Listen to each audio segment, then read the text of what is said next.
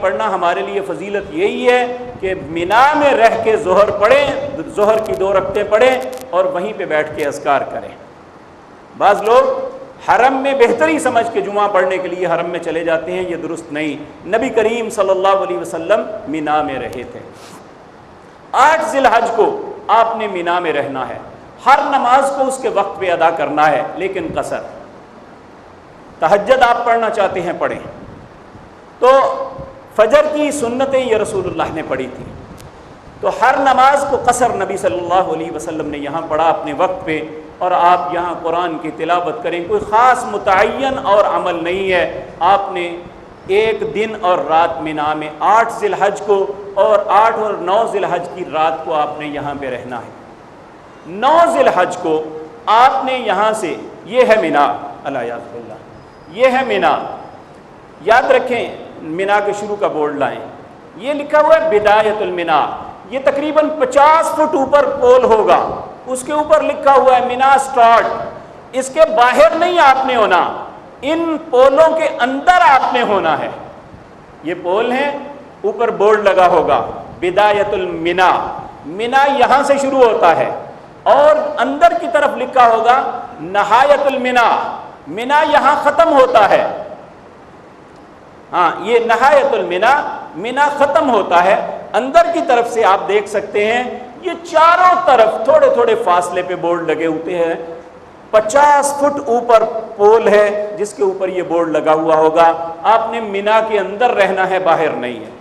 ہاں، اب کچھ خیمے ایسے ہیں جو مینا کے باہر مزدلفے میں چلے گئے ہیں، ان کے علماء کا فتویٰ یہ ہے جس طرح مسجد کے اندر لوگ بھر جائیں تو باہر کے لوگ بھی مسجد کے حکم میں ہیں، اسی طرح وہ مجبوری کی حالت میں اگر ایسا ہو تو کوئی بات نہیں ہے۔ تو یہاں مینا کے اندر آپ نے رہنا ہے 9 ذی الحج کو، فجر کی نماز یہاں پڑھ کے۔ لیکن یہاں بھی یہ یاد رکھیں، بہت سے حجاج کو ان کے معلمین رات کو ہی عشاء کی نماز کے بعد موو کر کے عرفات میں لے جائیں گے، وہ ایک مجبوری ہے، لیکن ممکن حد تک اگر آپ صبح تک صبر کر لیں گے، ان کی باتوں پہ نہیں جائیں گے تو وہ ہر صورت آپ کو لے کے جائیں گے۔ تو 9 ذی الحج کو فجر کی نماز مینا میں پڑھ کے مسنون یہ ہے، پھر آپ نے یہاں سے تقریباً 8 کلومیٹر یا 9 کلومیٹر دور ایک دوسرا میدان ہے جسے عرفات کہتے ہیں۔ بعض روایات میں آتا ہے کہ عرفات وہی میدان ہوگا جسے اللہ پھیلا دیں گے، میدان محشر یہاں قائم ہوگا۔ تو یاد رکھیں مینا کے اندر بھی خیمے ہوں گے اور عرفات کے اندر جو خیمے عارضی لگے ہوں گے، لیکن اب تو بہت خوبصورت بن گئے ہیں، ایئر کنڈیشن خیمے ہیں، جو لوگ اچھے پیکیجز لے کے جاتے ہیں ان کے لیے بڑے اچھے خیمے اور ایئر کنڈیشن لگے ہوتے ہیں۔ یہاں پہنچنا ہے، یہاں جا کے نبی کریم صلی اللہ علیہ وسلم نے قیام کیا، اور جب سورج نصف النہار سے ڈھلا تو اس وقت آپ نے یہاں ظہر اور عصر کی نماز اکٹھی پڑھی۔ آپ کا حکم ہے کہ عرفات کے اندر جمعاً و قصراً، جمع بھی کرنی ہے قصر بھی کرنی ہے۔ میرے پیارے بھائیوں، اس وقت بہت تکلیف اور دکھ ہوتا ہے جب پاکستان اور انڈیا کے علماء رسول اللہ کی صریحاً مخالفت کرتے ہوئے ظہر کو پوری نماز بما سنت ظہر کے وقت اور عصر کی نماز کو بما سنت عصر کے وقت پڑھتے ہیں۔ اس وقت خوف آتا ہے کہ اللہ کا عذاب نہ آ جائے، کیونکہ اللہ نے قرآن میں کہا فَلْيَحْذَرِ الَّذِينَ يُخَالِفُونَ عَنْ أَمْرِهِ أَن تُصِيبَهُمْ فِتْنَةٌ أَوْ يُصِيبَهُمْ عَذَابٌ أَلِيمٌ۔ تمہیں اللہ کے رسول کی مخالفت کرتے ہوئے اللہ سے ڈرنا چاہیے، اللہ کسی فتنے میں مبتلا نہ کر دے یا دردناک عذاب میں نہ ڈال دے۔ اس لیے میرے بھائیوں، رسول اللہ کا حکم ہے صلی اللہ علیہ وسلم، اس کے اندر ایک مسجد ہے جس مسجد کا نام ہے نمرہ، اس کے اندر اگر ممکن ہے تو وہاں جائیں، امام کے پیچھے 2 رکعتیں ظہر اور 2 رکعتیں عصر کی پڑھیں، اور اس سے پہلے آپ نے خطبہ دیا، یعنی سورج ڈھلتے ہی آپ نے اپنی اونٹنی کو تیار کرنے کا حکم دیا، اور اس وقت آپ وادی ارنا میں تھے، یہاں اس مسجد کا جو ممبر ہے یہ وہی ایکچوئل جگہ ہے جہاں رسول اللہ نے اپنی اونٹنی کو کھڑا کر کے خطبہ دیا تھا. یہ عرفات کے باہر ہے. یہ خطبہ دینے کے نماز پڑھنے کے بعد آپ عرفات کے اندر داخل ہو گئے تھے. لیکن آپ چونکہ بہت سے لوگ ہوتے ہیں اپنے اپنے خیموں میں عرفات میں ہی جاتے ہیں, آپ ہمیشہ کوشش کریں کہ عرفات میں بھی یہ پیلے رنگ کے بورڈ لگے ہوئے ہوں گے, بدایت العرفات, نہایت العرفات. آپ نے ان کے اندر ہر صورت ہونا ہے, بدایت عرفات, نہایت عرفات. اندر سے یہ تصویر ہوگی, باہر سے یہ ہوگی. اگر آپ اس کے باہر ہوئے اور اسی طرح دن گزر گیا, آپ کا حج نہیں ہوگا. اللہ سب کو محفوظ فرمائے. اس لیے عرفات کے اندر چاہے 1 گھنٹہ 1 منٹ وقت گزر گیا, اس کا انشاءاللہ حج ہو گیا. اب یہاں پہنچ کے نبی کریم نے وہ مارکۃ العراء خطبہ دیا تھا جسے خطبہ حجۃ الوداع کہتے ہیں. خطبہ دینے کے بعد آپ نے ظہر پڑھی, پھر عصر کی نماز پڑھی.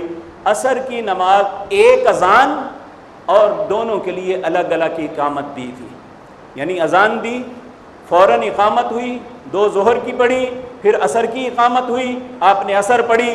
اس کے بعد پھر آپ یہاں سے چل کے, اس میں ایک پہاڑی ہے جبل رحمت, آپ اس پہاڑی کے قریب چلے گئے اور آپ نے دائیں طرف پہاڑی کو رکھا اور اپنا رخ کعبہ کی طرف کر لیا, اور آپ نے فرمایا میں یہاں کھڑا ہوں. سارا عرفات وقوف کی جگہ ہے, جو جہاں ہے وہ وہاں اللہ سے دعا مانگے. یہ حج کے ایام میں سب سے بہترین دن ہے, جس دن اللہ اتنے لوگوں کو جہنم سے آزاد کرتا ہے کہ شیطان اپنا سر پٹک لیتا ہے. تو میرے عزیز بھائیو, یہاں کیا کرنا ہے؟ نبی کریم صلی اللہ علیہ وسلم نے فرمایا مجھ سے پہلے 40 نبی تھے جنہوں نے بیت اللہ کا حج کیا. یہ ہے جبل رحمت. اس پہاڑی کے اوپر چڑھنا مقصد نہیں ہے. نبی کریم اس کے نیچے قریب کھڑے ہوئے اور اپنا رخ قبلے کی طرف کیا. آپ جہاں آپ کا خیمہ ہے آپ وہاں بیٹھے اور پھر یہاں پہ دعائیں مانگیں, اور یہاں اجتماعی نہیں انفرادی طور پہ کوشش کریں جو آپ کی حاجتیں ہیں. یقین مانیے یہ ایک ایسی جگہ ہے جب انسان کی کیفیت شاید زندگی بھر کوئی ایسی نہیں ہوتی جیسی یہاں آ کے ہوتی ہے. پوری زندگی کی فلم چلتی ہے, اپنی خطائیں یاد آتی ہیں. نبی کریم صلی اللہ علیہ وسلم نے فرمایا میں اور مجھ سے پہلے جن نبیوں نے حج کیا ان سب کی مشترکہ دعا یہ تھی, لا الہ الا اللہ وحدہ لا شریک لہ لہ الملک ولہ الحمد وہو علی کل شیء قدیر. اس کے علاوہ بھی جو آپ کی دعائیں ہیں مانگیں. آپ کسی نہ کسی اوٹ میں چلے جائیں, وہاں بے شمار نیم کے درخت ہیں, کسی درخت کے نیچے کھڑے ہو جائیں, لوگوں سے الگ تھلگ صرف آپ اور اپنے رب کے تعلق ہو. کسی بس کی اوٹ میں کھڑے ہو جائیں, کسی خیمے کی اوٹ میں کھڑے ہو جائیں اور رو رو کے اللہ سے اپنی زندگی کی اپنی خطاؤں کی معافی مانگیں. شاید آج آپ کے لیے وہی دن ہے کہ اللہ آپ کے لیے بھی جہنم کے آزادی کا پروانہ عطا فرما دے. تو میرے عزیز بھائیوں, یہاں ایک امام طبرانی رحمۃ اللہ علیہ نے رسول اللہ صلی اللہ علیہ وسلم کی ایک دعا کا تذکرہ کیا ہے. مجھے وہ بڑی خوبصورت لگتی ہے, آپ کے سامنے عرض کرتا ہوں. میرا اپنا ایک تصور ہے, یہاں جیسے جیسے دن ڈھلتا ہے نا, انسان کے دل کی کیفیت عجیب ہوتی ہے.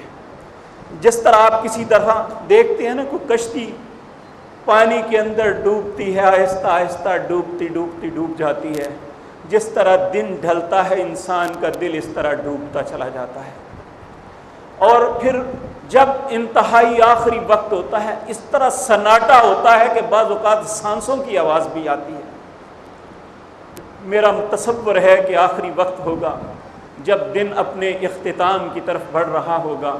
نبی کریم صلی اللہ علیہ وسلم نے اس وقت اللہ سے یہ التجا کی, کہنے لگے اللہم إنك تعلم وترى مكاني وتسمع كلامي وتعلم سري وعلانيتي ولا يخفى عليك شيء من أمري وأنا البائس الفقير المستغيث المستجير الوجل المشفق المقر المعترف بذنبي أسألك مسألة المسكين وابتهل إليك ابتهال المذنب الذليل ودعوك دعاء الخائف الزرير من خضعت لك ركبته وفازت لك عيناه ونحل لك جسده ورغم لك أنفه رب لا تجعلني بدعاء ربي شقيا وكن بي رؤوف رحيما يا خير المسؤولين يا خير الموتين يا أرحم الراحمين اللہم اے میرے اللہ انکا تعلم و ترا مکانی،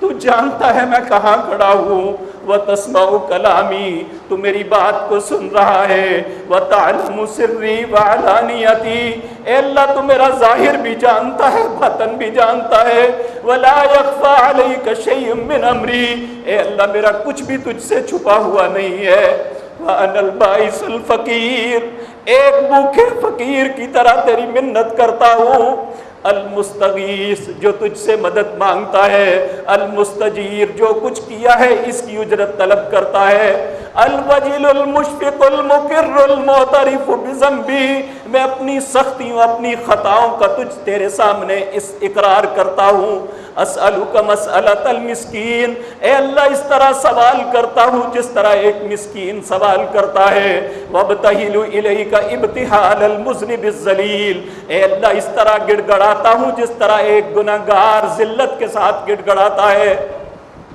وابتہل الیک ابتہال المذنب الذلیل ودعوک دعاء الخائف السریر، اے اللہ اس طرح کر رہتا ہوں جس طرح ایک زخمی کر رہتا ہے، وابتہل الیک ابتہال المذنب الذلیل ودعوک دعاء الخائف السریر من خضعت لک رکبتہ، اے اللہ کھڑے کھڑے کمر جھک گئی، وفازت لک عیناہ، آنکھوں سے آنسو بہ رہے ہیں، ونحل لک جسدہ، جسم کانپ رہا ہے، ورغم لک انفہ، اے اللہ رو رو کے ناک بہ رہی ہے، رب لا تجعلنی بدعاء ربی شقیا، اے اللہ یہاں سے مجھے نامراد نہ لٹانا، میری دعا کو رد نہ کرنا، وَكُمْ بِي رَؤُوفٌ رَحِيمٌ، اے اللہ تجھ جیسا درگزر کرنے والا مہربان کوئی نہیں ہے، یا خیر المسئولین، اے وہ بہترین ذات پاک جس سے سوال کیا جا سکتا ہے میں تجھ سے سوال کر رہا ہوں،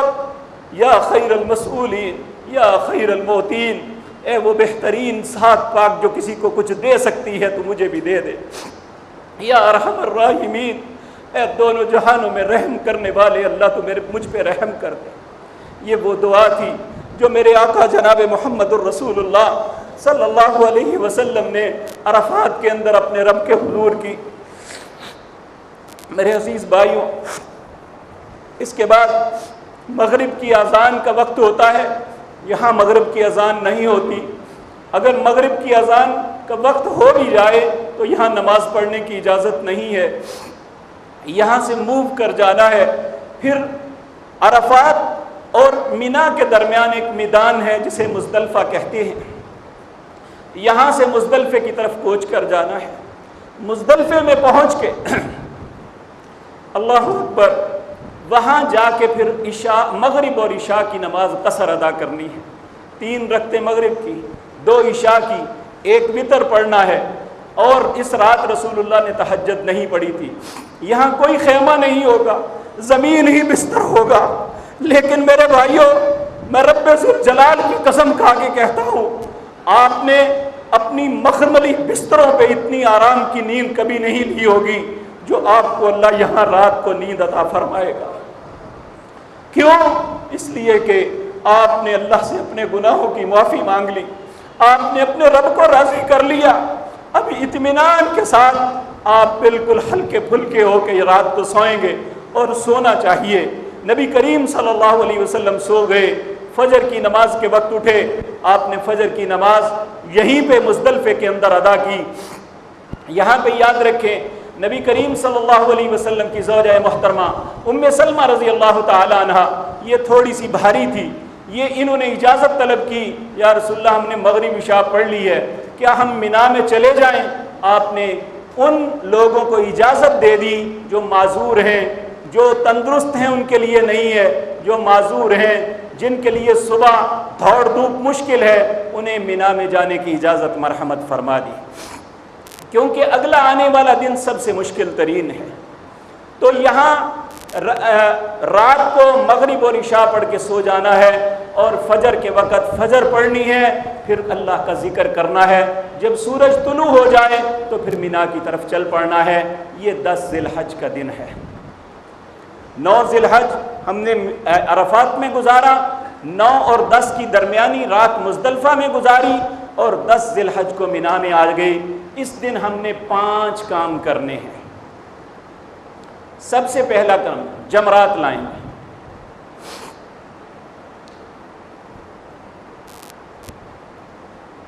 بھائی جان اندر کا منظر جی، یہ جمرات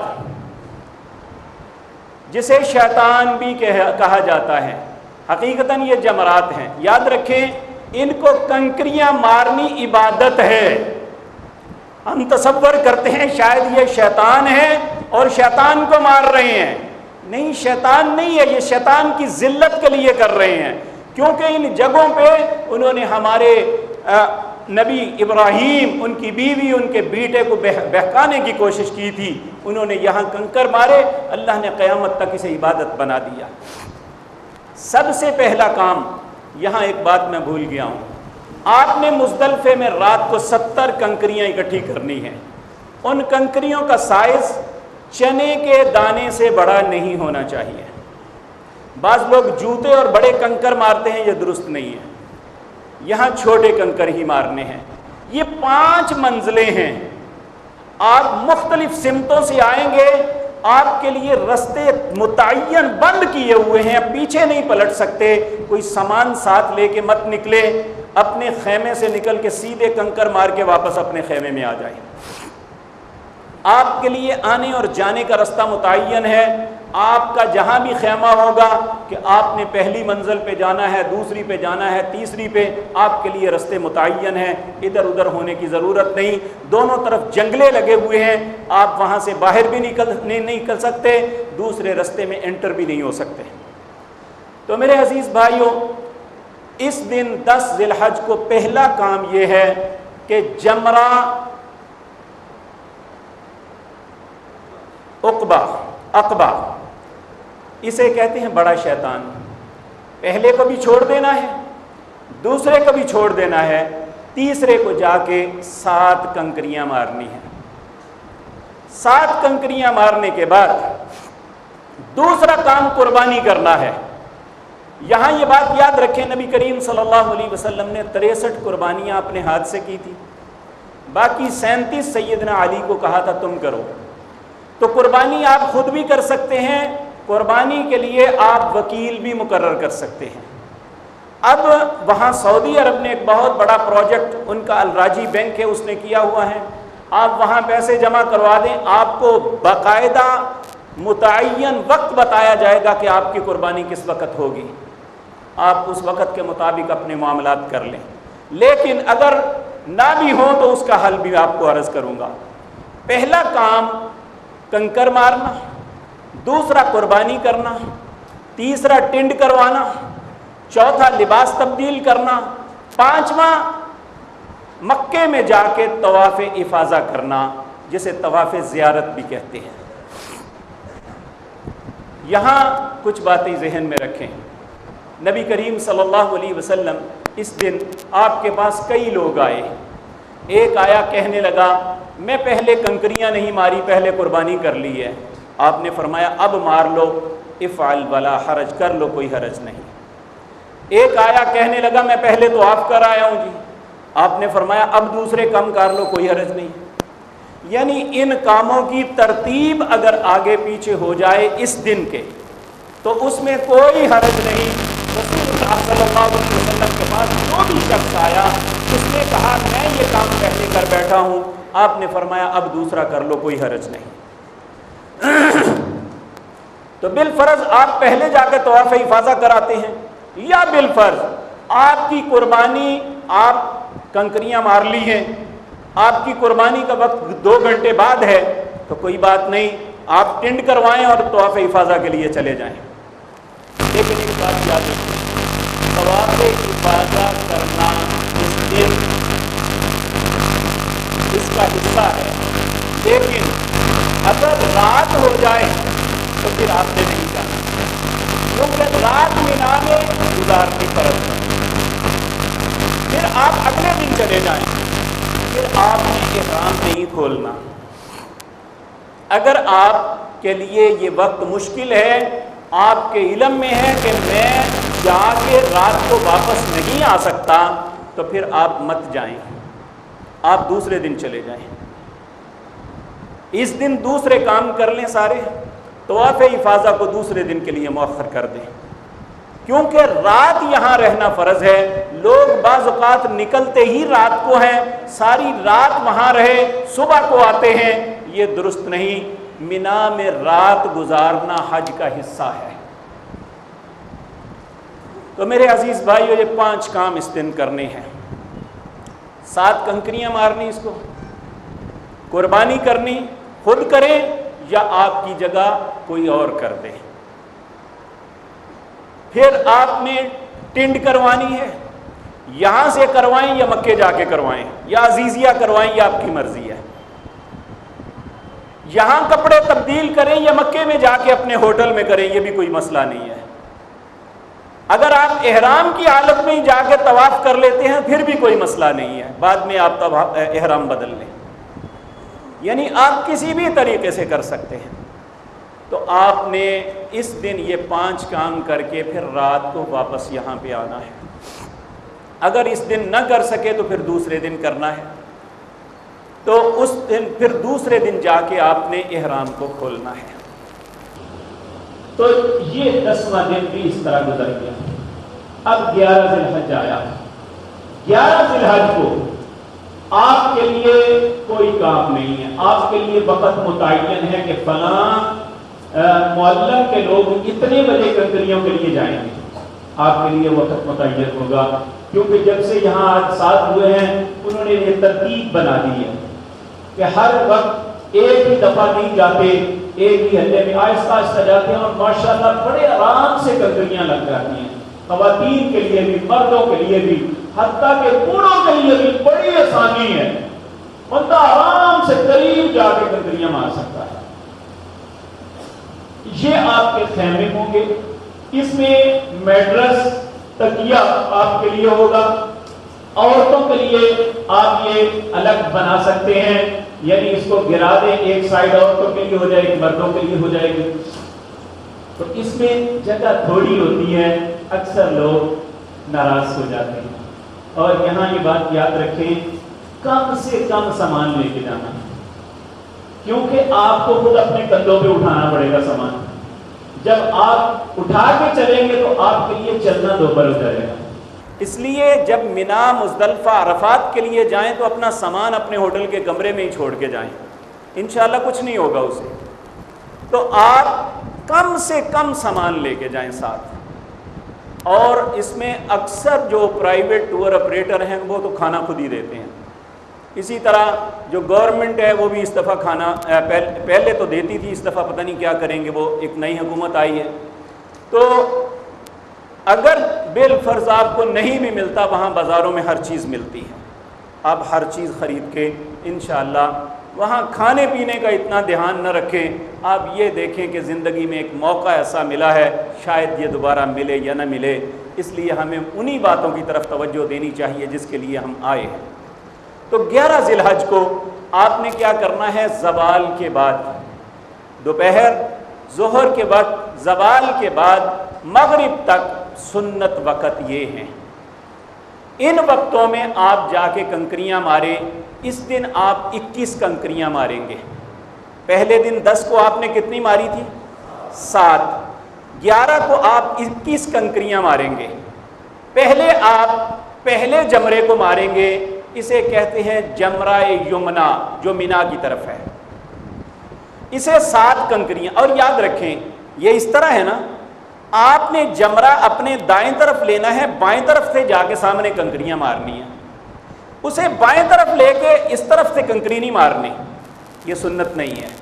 بعض لوگ وہاں آسانی سمجھ کے ادھر سے مارتے ہیں، اسے ادھر سے مارنی ہے، جدھر اس طرح سلوب ہے، ادھر اس طرح گولائی میں یہ دیوار ہے، اس طرف سے مارنی ہے، یعنی ادھر کھڑے ہو کے ادھر مارنی ہے۔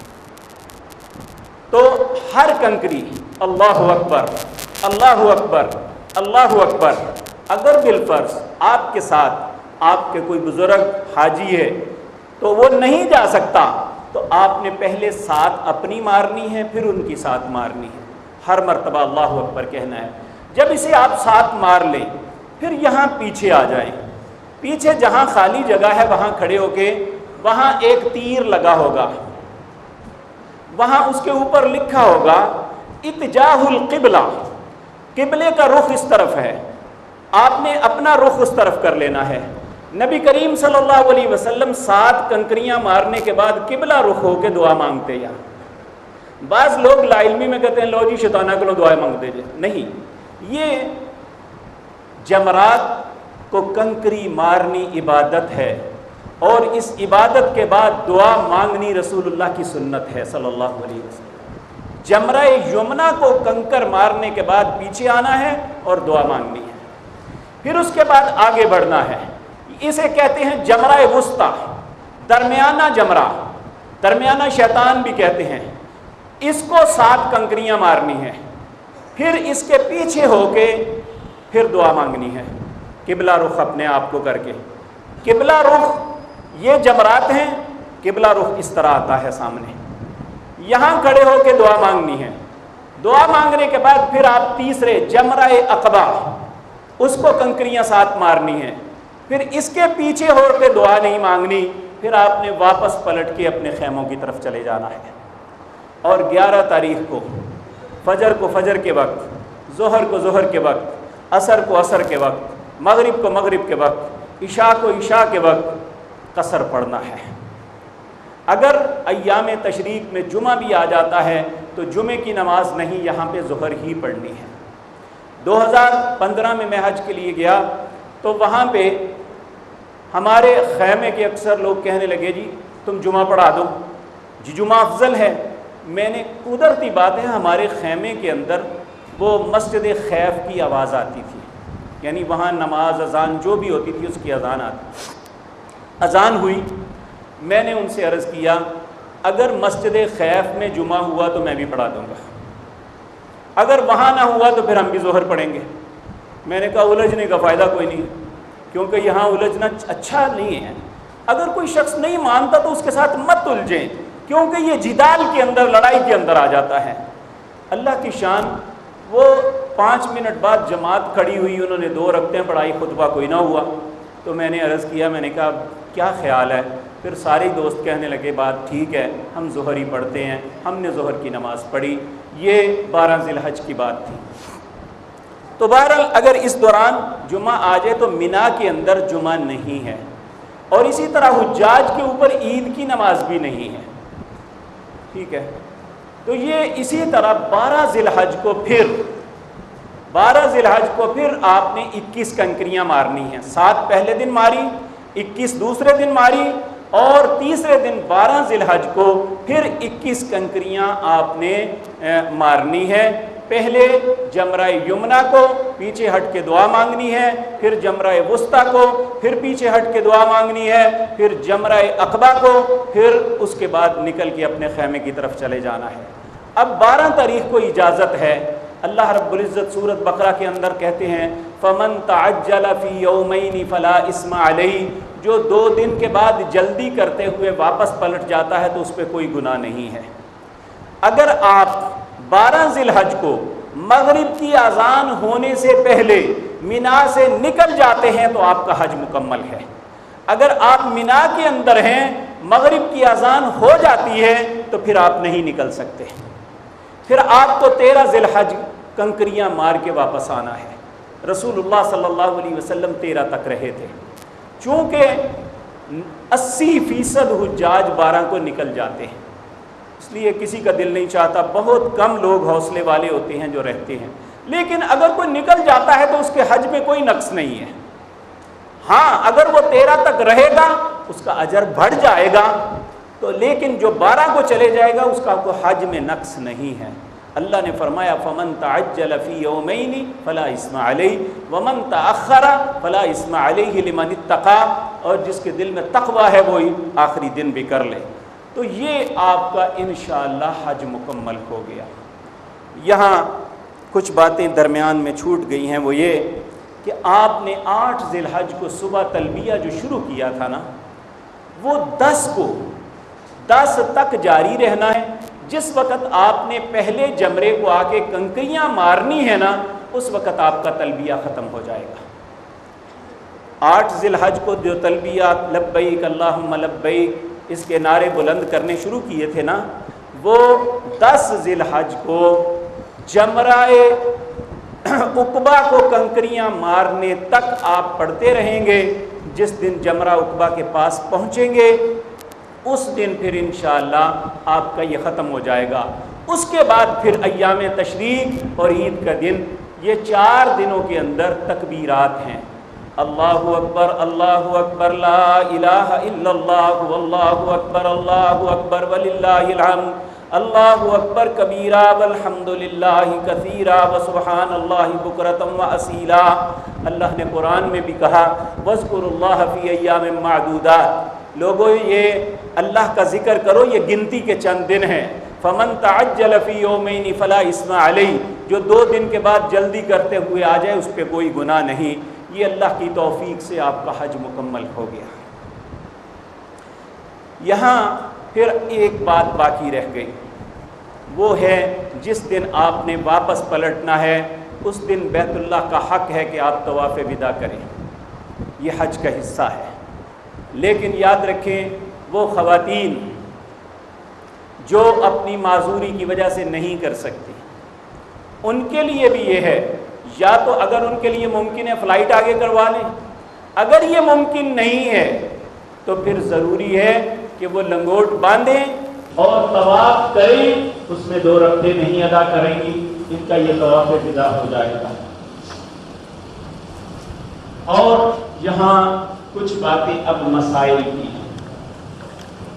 ایک یہ ہے کہ طواف کے اندر انڈر ویئر پہننا، لگوٹ باندھنا، پگڑی باندھنا، ٹوپی رکھنا، یہ ساری چیزیں منع ہیں۔ لیکن اگر مجبوری آ گئی کہ بعض لوگ شوگر کی وجہ سے یا اور کسی بیماری کی وجہ سے ان کا پیشاب کے قطرے نکل جاتے ہیں، ان کے لیے ضروری ہے کہ وہ انڈر ویئر یا وہ پیمپر وغیرہ یہ لگائیں۔ اس سے یہ ہوگا کہ وہ استحاضے کے حکم میں ہوں گے، وہ جو ہیں ان کے وہ قطرے جو ہیں وہ پیمپر تک یا انڈر ویئر تک ہوں گے۔ وہ جب بھی نماز کا وقت آئے گا نماز وضو کر کے ہر نماز کے لیے الگ وضو کریں گے اور چھینٹے ماریں گے، ان کے لیے یہی بات کافی ہوگی۔ اسی طرح خواتین، اماں جی عائشہ صدیقہ رضی اللہ تعالی عنہا، حضرت ابو بکر کی بیوی اسماء بنت عمیس، یہ جب ذوالحلیفہ پہ احرام باندھنے کی جگہ پہ پہنچے تو اللہ نے اس وقت انہیں بیٹا عطا کیا۔ اب وہ اس وقت ایسی حالت میں تھی کہ جس میں کچھ نہیں ہو سکتا تھا، تو نبی کریم صلی اللہ علیہ وسلم نے فرمایا کوئی بات نہیں، انہیں لنگوٹ باندھ کے ان کے خون کو روکنے کا بندوبست کر دو اور انہیں احرام بندھوا دو، یہ اسی طرح نماز کے علاوہ سارے کام کریں گے۔ اور اسی طرح سیدہ عائشہ صدیقہ رضی اللہ تعالی عنہا کے ساتھ بھی ہوا تھا کہ آپ جب مکہ مکرمہ میں پہنچی تو آپ کو ماہانہ معاملہ کے ساتھ معاملہ پیش آ گیا، تو آپ عمرہ نہ کر سکی یہاں تک کہ حج کے دن آ گئے۔ پھر حج کا وقت آیا تو حج کیا، جب سب لوگ جانے لگے تو نبی کریم حضرت عائشہ کے خیمے میں آئے تو دیکھا وہ رو رہی تھی۔ آپ نے فرمایا عائشہ تم کیوں رو رہی ہو؟ تو آپ نے فرمایا یا رسول اللہ صلی اللہ علیہ وسلم، سب لوگ حج اور عمرہ لے کے جا رہے ہیں اور میں نے صرف میں عمرے سے محروم رہی۔ آپ نے حضرت عبد الرحمن بن ابی بکر کو کہا کہ عائشہ کو ساتھ لو اور آج جسے مسجد عائشہ کہتے ہیں، اصل میں اس جگہ کا نام تنعیم ہے۔ یہ ان خواتین کے لیے جو اپنی معذوری کی وجہ سے وہ عمرہ جو حج کا حصہ تھا وہ نہیں کر سکی، تو انہیں کہا وہاں سے احرام باندھ کے آ کے دوبارہ کر لیں، تو وہ خواتین وہاں سے آ کے دوبارہ کر سکتی ہیں۔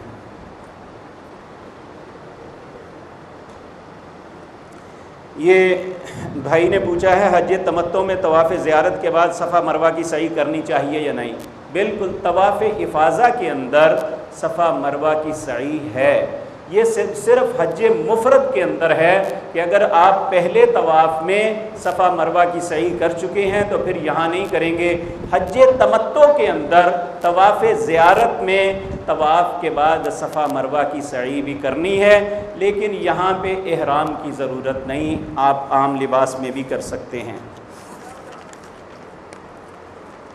لکھا ہے مینا اور مزدلفہ میں نماز فجر مکمل پڑھنی ہے یا نہیں؟ مکمل سے مراد شاید بھائی کا یہ ہے کہ فجر کی سنتیں بھی ساتھ پڑھنی ہیں یا نہیں۔ تو نبی کریم صلی اللہ علیہ وسلم سفر و حضر میں فجر کی سنتیں پڑھا کرتے تھے۔ کیوں؟ اس لیے کہ نبی کریم نے فرمایا کہ 2 فجر کی سنتیں جو نمازوں میں سب سے ہلکی ہیں، اللہ کو دنیا وما فیہا سے بہتر لگتی ہیں، یعنی دنیا وما فیہا کے جتنے خزانے ہیں ایک طرف، اور فجر کی 2 سنتیں اللہ کی نظروں میں بہتر ہیں۔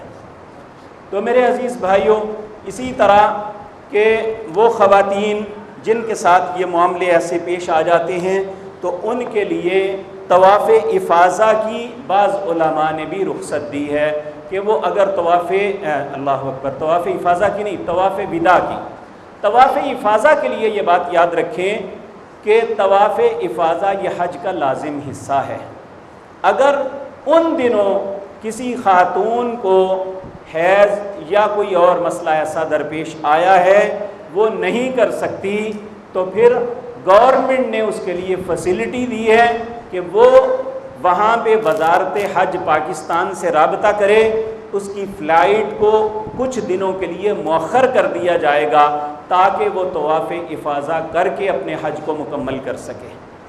تو اگر کوئی ایسا معاملہ ہے تو آپ وہاں وزارت حج سے مل کے اپنا یہ معاملہ کر سکتے ہیں۔ اور کوئی سوال ہو تو انشاءاللہ کوشش کروں گا کہ مدینہ منورہ کی زیارات کے متعلق بھی وقت ہے، انشاءاللہ کر لیتے ہیں انشاءاللہ۔ پھر سوال جواب کا سیشن لو بیٹا۔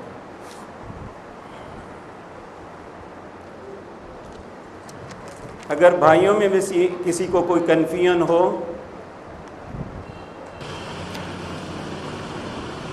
یہ ایک بہن نے سوال کیا ہے، عذاب کے روپے کے لیے علماء فرماتے ہیں 3 دن سے زیادہ بیان ہفتے میں ہو جائے تو اپنے ملک سے یہ رحمان کا عمرہ کر سکتے ہیں۔ یہ ہمارے اسلاف میں سے کسی عالم دین کا 1400 سال کے اندر کبھی نظریہ نہیں تھا۔ یہ ابھی اسی صدی کے اندر بعض علماء نے یہ اہل مکہ کی روایت کو یہاں لگانا شروع کر دیا ہے۔ یاد رکھیں، کیا مقیم بن جاتے ہیں؟ ہم تو ہوٹل میں رہتے ہیں اور ایک آپریشنل مجبوری کے پابند ہیں کہ اتنے دن ہمیں یہاں ٹھہرنا، اتنے دن یہاں ٹھہرنا، اتنے دن وہاں جانا، پھر واپس آنا۔ یہ جو ہے، میں ایک طالب علم ہوں، کوئی دعویٰ نہیں ہے، لیکن میں حرم کے علماء سے بھی اس معاملے میں بات کی ہے۔ اس معاملے میں ہمارے ملک کے بعض علماء کا تفرد ہے۔ یہ بات درست نہیں ہے کہ گھر سے ہی، صحابہ میں سے کسی ایک سے یہ بات ثابت نہیں ہے کہ مکے میں رہتے ہوئے، مدینہ سے آئے ہوئے کئی مہینے صحابی رہتے تھے کہ انہوں نے اپنے گھر سے احرام باندھ کے جا کے عمرہ کیا۔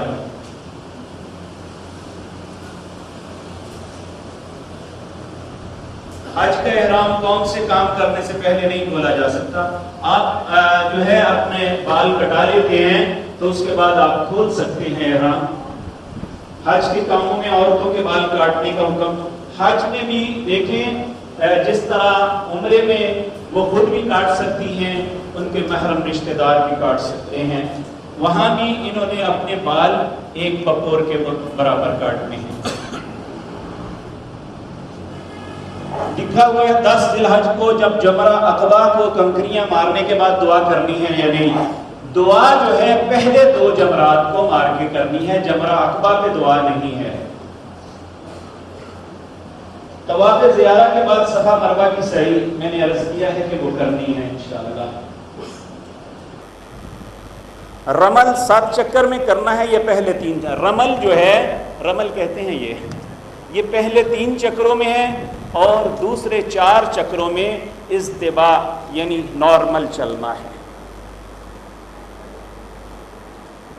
ایک سوال ہے جوتی کے متعلق بتائیں۔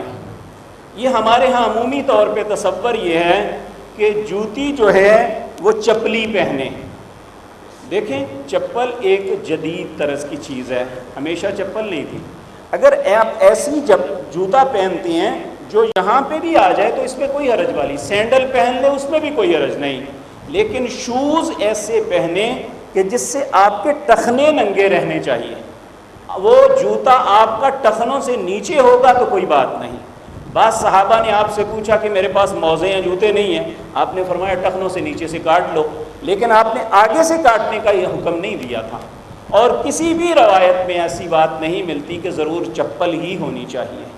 آپ سینڈل بھی کوئی ایسی ہے کہ جس سے آپ کے ٹخنے ننگے ہیں تو آپ پہن سکتے ہیں انشاءاللہ، کوئی بات نہیں۔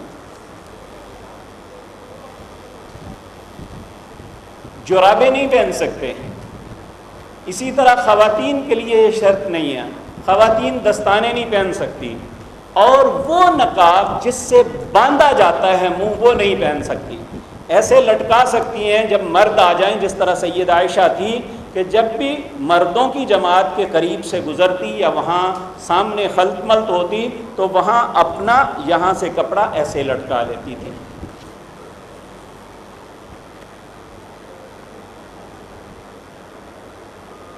یہ لکھا ہوا ہے چٹائی اور ہوا والا تکیہ مینا میں ساتھ لے کر جانا۔ دیکھیں اب جو ہے تکیے، جو اچھے مکتب ہیں انہوں نے تکیے اور میٹرس اپنے دیتے ہیں، پہلے یہ نہیں ہوتا تھا، پہلے صرف اسٹیٹ قلین پڑے ہوتے تھے یا صفیں بچھی ہوتی تھی، یہ پرانی بات ہے۔ اب جو ہے وہ معلم ہی مہیا کرتے ہیں، آپ اپنے معلم سے پوچھ لیں، اگر آپ کو انہوں نے تکیے مہیا کیے ہیں تو وہی استعمال کریں، اگر نہیں، جہاں تک وہ صف اور ہوا والا تکیہ ہے یہ البتہ آپ کو مزدلفے میں کام آئے گا۔ مزدلفے میں جو زمین پہ آپ نے لیٹنا ہے وہاں پہ آپ کے کام آ سکتا ہے۔ سرکاری حج کے لیے قربانی کے پیسے جمع کروائے ہیں، اگر ہم 11 کو طواف افاضہ کے لیے چلے جائیں تو کوئی حرج نہیں ہے، آپ 10 کو بھی چلے جائیں تو کوئی حرج نہیں ہے۔ ہمیں کیسے پتہ چلے گا ہماری قربانی ہو گئی ہے؟ وہ آپ کی پرچی پہ لکھا ہوتا ہے۔ یاد رکھیں جو پیسے آپ جا کے وہاں جمع کروائیں گے نا وہ آپ کی 10 ذی الحج کو ہو جائے گی۔ جو حکومتیں اجتماعی طور پہ پیسے جمع کرواتی ہیں وہ 11 کو ہوتی ہیں، وہ 10 کو نہیں ہوتی۔ اس لیے جن لوگوں نے پیسے یہاں جمع کروائے ہوئے ہیں ان کی قربانی 11 کو ہی ہوگی، وہ 10 کو نہیں ہوگی۔ لیکن اگر پھر بھی آپ ایک قربانی 10 کو کرنی چاہتے ہیں تو آپ وہاں جمع کروا دیں، اور آپ اگر ذی الحج کے ابتدا میں پیسے جمع کروا دیں گے تو صبح 8-9 بجے ہی آپ کا وقت آ جائے گا۔ اگر فوت شدگان یا بیمار ماں باپ کے نام کا عمرہ کرنا ہو تو طریقہ کیا ہے؟ دیکھیں اگر آپ کو دوسرا عمرہ ملے، دوسرا عمرہ ملنے کی صورت یہ ہے کہ آپ یہاں سے جاتے ہیں بیفور حج مدینہ چلے جاتے ہیں، مدینہ سے واپس آتے ہوئے آپ کو عمرہ مل جائے گا تو یہ درست ہے۔ یا یہ ہے کہ آپ قریب ترین جو میقات ہے وہ ہے قرن المنازل، یہ طائف میں ہے، لیکن حج کے دنوں میں آپ کو وہاں جانے یا واپس نہیں آنے دیا جائے گا کیونکہ آپ کے پاس ڈاکومنٹ نہیں ہوں گے، تو اس لیے یہ ایسا نہیں۔ آپ اگر ایسا کر سکتے ہیں تو پھر یا مدینے جا کے واپس آ کے آپ کر سکتے ہیں تو پھر کریں، کوئی حرج نہیں ہے۔ تو اس کا طریقہ یہی ہوگا، آپ ان کی نیت سے احرام باندھیں گے۔ کفن ساتھ لے کر جانا ضروری ہے؟ نہیں میرے بھائیوں، کفن کے ساتھ کچھ نہیں ہوگا۔ اگر کفن کے ساتھ کسی کو فائدہ ہونا ہوتا تو عبداللہ بن ابی بن سلول کو اس دنیا کا سب سے متبرک کرتا دیا گیا تھا، نبی کریم نے اپنا کرتا بطور کفن دیا تھا اور خود اس کا نماز جنازہ پڑھایا تھا۔ اللہ نے جواب میں کہا تھا استغفر لہم او لا تستغفر لہم ان تستغفر لہم 70 مرۃ فلن یغفر اللہ لہم، آپ اس کے لیے استغفار کریں یا نہ کریں، 70 مرتبہ بھی مجھے کہیں گے میں معاف نہیں کروں گا۔ نبی کریم صلی اللہ علیہ وسلم نے کہا میں 70 مرتبہ سے زیادہ مرتبہ اللہ سے دعا کروں گا، اس کا بیٹا بڑا اچھا ہے۔ تو اللہ رب العزت نے پھر دوسری آیت نازل فرما دی وَلَا تُصَلِّ عَلَىٰ أَحَدٍ مِّنْهُمْ مَاتَ أَبَدًا وَلَا تَقُمْ عَلَىٰ قَبْرِي، اس جیسا آئندہ کوئی مر جائے تو آپ نہ اس کا جنازہ پڑھ سکتے ہیں نہ اس کے لیے دعا کر سکتے ہیں۔ اس لیے ہمارے اعمال ہی سب سے بہترین چیز ہیں، ہم اپنے اعمال کا ذخیرہ ایسا بنائیں کہ ہمیں کسی سہارے کی ضرورت نہ پڑے۔ وہ بزرگ جو وہیل چیئر پر استعمال کریں گے ان کے لیے طریقے کا حکم، طریقے مثلاً طریقہ سے مراد یعنی وہ اگر طواف کرنا ہے تو طواف باہر کے برآمدوں میں ان کا ہوگا، اگر وہ صفا مروہ کی سعی کرتے ہیں تو وہ درمیان میں ہوگی، وہاں کرائے پہ بھی الیکٹرک چیئر بھی مل جاتی ہے اور لوگ بھی کرواتے ہیں، آپ خود بھی کروا سکتے ہیں، اس میں کوئی حرج نہیں، لیکن جہاں جہاں دوسری وکالت ہو سکتی ہے آپ وہاں ان کو نہ لے کے جائیں، آپ ان کی جگہ وہ عمل کر دیں۔ کیا پہلے پہنا ہوا احرام استعمال ہو سکتا ہے؟ ہو سکتا ہے، دھو کے بھی ہو سکتا ہے، دھوئے بغیر اگر صاف ہے پھر بھی ہو سکتا ہے۔ کہتے ہیں عورت کے منہ پر کپڑا نہیں لگنا چاہیے، یہ میری بہن ایک معروف بات ہے۔ اللہ اکبر، نبی کریم نے جس نقاب سے منع کیا ہے نا وہ ہے عرب کے لوگ اب بھی جو بدو خواتین ہیں وہ اب بھی چمڑے کا نقاب بناتی ہیں، وہ ناک کے اوپر یہ پورا چمڑا ہوتا ہے، یہاں پہ بھی ہوتا ہے، صرف آنکھوں کی جگہ خالی ہوتی ہے، اسی طرح کپڑے کا سلائی کر کے ماسک کی طرح بنا دیا جاتا ہے، اس نقاب سے منع کیا ہے، وگرنہ سیدہ عائشہ کی روایت میں آتا ہے کہ آپ اپنا کپڑا یہاں سے ایسے لٹکا لیتی ہیں۔ بعض خواتین وہ کیپ پہن کے آگے لٹکاتی ہیں، چہرے میں کپڑا لگنے کی کوئی ایسی بات نہیں ہے۔ اس میں ایک بات یہ یاد رکھیں، عمومی طور پہ جوتوں کا مسئلہ بڑا رہتا ہے وہاں پہ، یہ ایک بڑی اچھی چیز بنائی ہوئی ہے بعض لوگوں نے کہ یہ اس میں جوتا پہن کے ڈال کے آپ اسے ایسے پہن لیں، آپ طواف کریں، جو مرضی کریں، آپ کا جوتا آپ کے پاس ہی ہے۔ تو وہاں اگر کہیں پہ رکھ دیں، پہلی بات تو یہ رکھ کے بندہ بھول جاتا ہے، پتہ نہیں میں نے کہاں رکھا تھا، اور اگر وہ کسی ایسی جگہ پہ رکھ دے وہ صفائی والے جو ہے نا وہ اٹھا کے باہر پھینک دیتے ہیں۔ تو اس لیے پریشانی سے بچنے کے لیے یہ بہترین طریقہ ہے کہ آپ جب حرم میں جائیں اس طرح تھیلے میں ڈال کے پیچھے ڈال لیں اور آپ طواف بھی کریں، نماز بھی پڑھیں، اور وہاں سڑکوں پہ کوئی ایسی گندگی نہیں ہوتی جس سے جوتا پلید ہو۔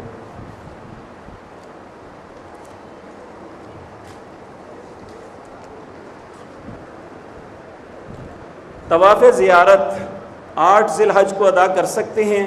نہیں، طواف زیارت یہ 10 ذی الحج کو ہی ادا کرنا ہے یا اس کے بعد کسی بھی وقت۔ دیکھیں بعض لوگ بیمار ہیں اور وہ بیچارے جا نہیں سکتے، انہیں وہیں پہ رہنے دیں، آپ 12 یا 13 ذی الحج کو جب واپس آئیں گے تو آپ اس وقت انہیں طواف زیارت کروا دیں۔ یعنی جو جس طرح وہیل چیئر پہ بعض لوگ ہوتے ہیں انہیں لانا اور اس رش میں ممکن نہیں ہوتا، تو آپ 12 کو آپ آئے ہیں تو 12 اور 13 کی رات کو آپ کروا دیں، آپ کے لیے بہت آسانی ہوگی، آپ 13 کو کروا دیں، کسی بھی یعنی ذی الحجہ کے دنوں میں آپ کروا سکتے ہیں، لیکن وہ اس وقت تک احرام کی حالت میں رہیں گے۔ صحیح کے دوران سبز لائٹ پر عورتیں بھی دوڑیں گی؟ نہیں میری بہنا، عورتیں نہیں دوڑیں گی۔ احرام کو کیسے دھویا جائے؟ پانی سے، اور کس سے دھونا ہے؟ آپ کے ہوٹلوں میں واشنگ مشینز بھی ہوں گی اور دوسرے ذرائع بھی ہوں گے، آپ کر سکتے ہیں، کوئی مسئلہ نہیں ہے۔ ویل چیئر فیمیل اجازت ہے یا نہیں یا عرفات میں؟ ہاں اجازت ہے، کموڈ بھی ہوتے ہیں دوسرے جو ہے نا، یہ مسلم شاور بھی ہیں اور کموڈ بھی ہوتے ہیں، ہر چیز موجود ہے الحمدللہ، کوئی ایسی فکر والی بات نہیں۔ جو خواتین دوسرے سیٹ پہ نہیں بیٹھ سکتی ان کے لیے کموڈ ہیں اور ان پہ وہ بیٹھ سکتی ہیں، لیکن اس کے لیے ضروری ہے کہ وہ اپنے پاس ٹیشو رکھیں کہ وہ پہلے اسے صاف کر کے خشک کر لیں کہ اس میں جو گندی چھینٹیں ہیں وہ آپ تک نہ لگ سکیں۔ پھر طواف زیارت 8 کو نہیں 10 کو ہی ہوگا۔ یہ ہمارے ملک کے ایک بزرگ ہیں مولانا الیاس قادری صاحب، یہ انہوں نے نامعلوم، یہ فتاوی رضویہ میں بھی نہیں ہے، فقہ حنفی میں بھی نہیں ہے، انہوں نے کہاں سے لیا انہیں ہی پتہ ہے، یہ ان کی بات ہے، رسول اللہ کی بات نہیں ہے۔ کیا 9 ذی الحج کو نمازیں ظہر عصر مغرب عشاء کو جمع کرنی ہے؟ بالکل جمع کرنی ہے، یہ اکیلے اکیلے نہیں پڑھنی، چاہے آپ خیمے میں پڑھ رہے ہیں یا مسجد نمرہ میں پڑھ رہے ہیں، اسے جمعاً و قصراً، ظہر کو جمع بھی کرنا ہے اور قصر بھی کرنا ہے عصر کے ساتھ، اور مزدلفے کے اندر مغرب اور عشاء کو اکٹھا پڑھنا ہے۔ نمازیں صرف 9 ذی الحج کو ہی جمع کرنی ہے یا باقی 13 ذی الحج تک مغرب کو بھی نہیں؟ صرف 9 ذی الحج کو ہی نمازیں جمع کرنی ہے، باقی صرف قصر کرنی ہے۔ اگر حج کے دوران احرام جو باندھا ہوا ہے وہ گندا ناپاک ہو جائے تو کیا بدلا جا سکتا ہے؟ بالکل بدلا جا سکتا ہے، آپ اس دوران نہا بھی سکتے ہیں اور اسے بدل بھی سکتے ہیں۔ کنکریاں پاکستان سے ساتھ لے جا سکتے ہیں؟ دیکھیں یہ ایک تکلف ہے، اگر لے جائیں گے تو اس میں حرج کوئی نہیں ہوگا، لیکن یہ ایک تکلف ہے۔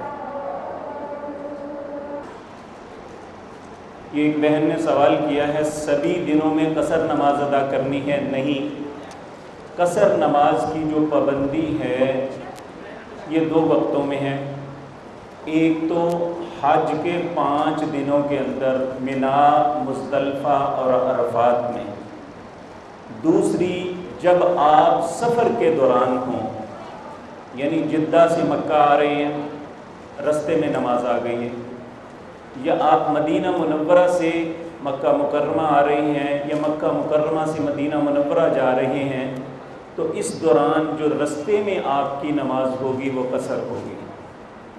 جو آپ نے حرمین میں، مسجد نبوی میں یا حرم پاک میں نماز پڑھنی ہے، وہ چونکہ امام کے پیچھے پوری نماز ہی ادا کرنی ہے، اس کا طریقہ یہی ہے۔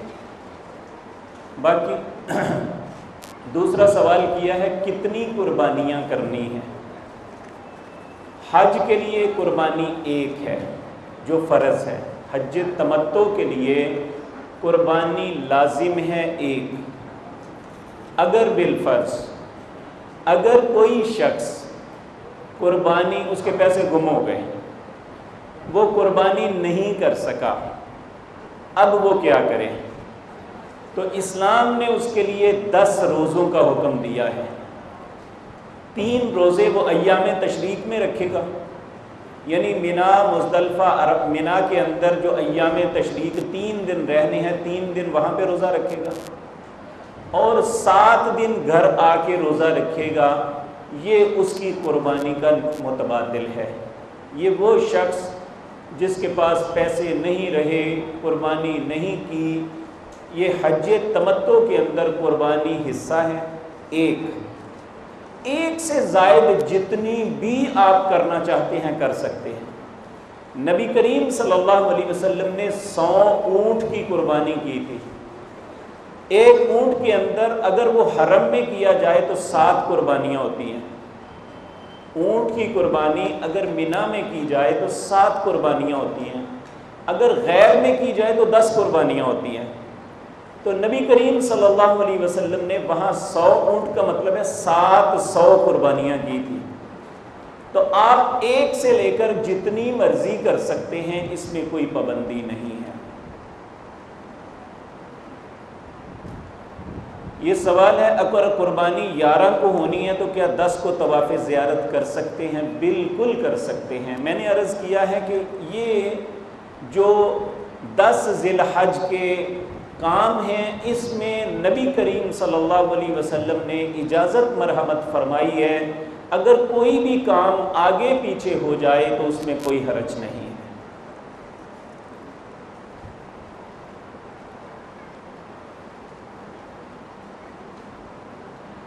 بھگدڑ سے بچنے کا کیا طریقہ ہونا چاہیے؟ دیکھیں، اللہ معاف فرما دے، اللہ معاف فرما دے، جو بھگدڑ ہوئی تھی نا 2015 میں، یہ پلانٹڈ تھی، ہوتی نہیں ہے، کیونکہ انہوں نے آنے اور جانے والے راستے الگ الگ ہیں۔ جب سامنے سے کراس آئے نا تو پھر ایسا ممکن ہوتا ہے۔ انہوں نے جانے والے راستے الگ اور دونوں طرف جنگلے لگائے ہوئے ہیں، نہ آپ وہاں سے نکل سکتے ہیں، نہ دوسرا بندہ انٹر ہو سکتا ہے، اور اگر آپ جاتے جاتے چاہیں نا میں پیچھے چلا جاؤں تو آپ نہیں جا سکتے، کیونکہ ہر 10 قدم پہ ایک سیکورٹی اہلکار کھڑا ہوتا ہے۔ تو جب آپ کا اجتماع پورا یعنی غلط کام کریں گے، الٹا چل پڑیں گے، تو پھر بھگدڑ ہوگی۔ تو اس لیے ہمیں خود ہی چاہیے کہ ایسی باتوں سے اجتناب کریں جس سے دوسرے حجاج کو تکلیف ہو۔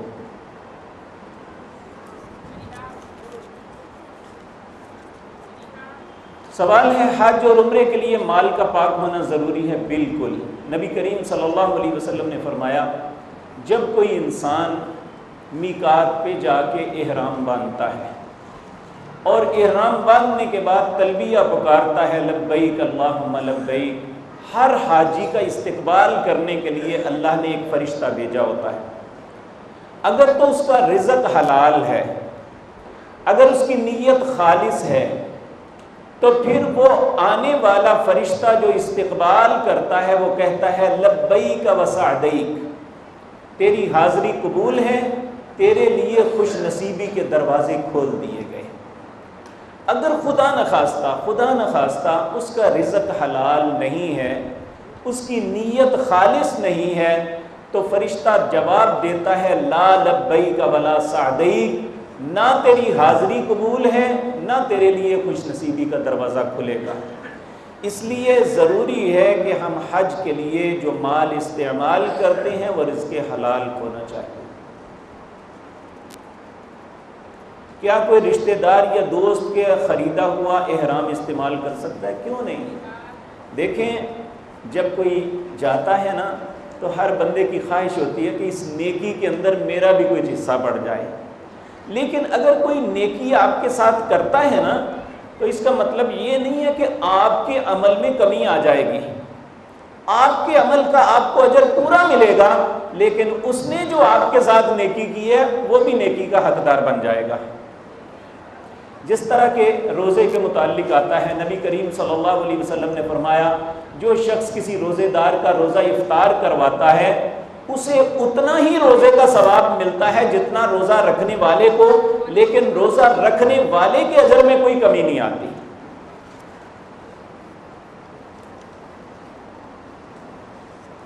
یہ کہا ہے کہ طواف زیارت اور طواف وداع دوبارہ بتا دیں۔ کچھ بھائیوں کو کنفیوژن ہوئی ہے، میں وہ ذرا ختم بھی کر دوں۔ طواف زیارت جو ہے اس میں ایکچول اگر ترتیب کے ساتھ کریں تو پھر انسان اس کو عام لباس میں ہی کرے گا، یعنی اگر ترتیب میں کرے گا تو وہ پہلے کنکریاں مارے گا، پھر وہ قربانی کرے گا، پھر وہ ٹینڈ کروائے گا، پھر وہ لباس بدلے گا، پھر وہ طواف زیارت کے لیے جائے گا عام لباس میں۔ اگر کوئی ایسی صورت بنتی ہے کہ اسے احرام اتارنے کے لیے جامت کروانی تھی، وہ نہیں کام بن سکا، حجام نہیں ملا، وہاں رش تھا، تو اس نے کہا پہلے چلو طواف کر لیتا ہوں، تو پھر وہ احرام کی حالت میں ہی احرام کر سکتا ہے، یہ پابندی نہیں ہے۔ یعنی اسے اگر سہولت یہ ہے کہ وہ پہلے طواف کر لے بعد میں یہ حجامت بنوا کے حلال ہو جائے گا تو یہ بھی ٹھیک ہے۔ ہاں، جہاں ضروری ہے وہ یہ ہے اگر 10 ذی الحجہ کو طواف کرنا ممکن نہیں ہے تو پھر وہ احرام نہیں کھولے گا، پھر وہ طواف زیارت 11 12 13 جب بھی کرے گا پھر وہ طواف افاضہ کر کے پھر احرام کو کھولے گا۔ اور طواف وداع جو ہے، طواف زیارہ کے لیے میں نے عرض کیا تھا کہ خواتین اگر انہیں معذوری کے ایام آ جاتے ہیں تو وہ اپلیکیشن دے کے اپنی فلائٹ آگے کروا سکتے ہیں تاکہ طواف زیارہ کر لیں۔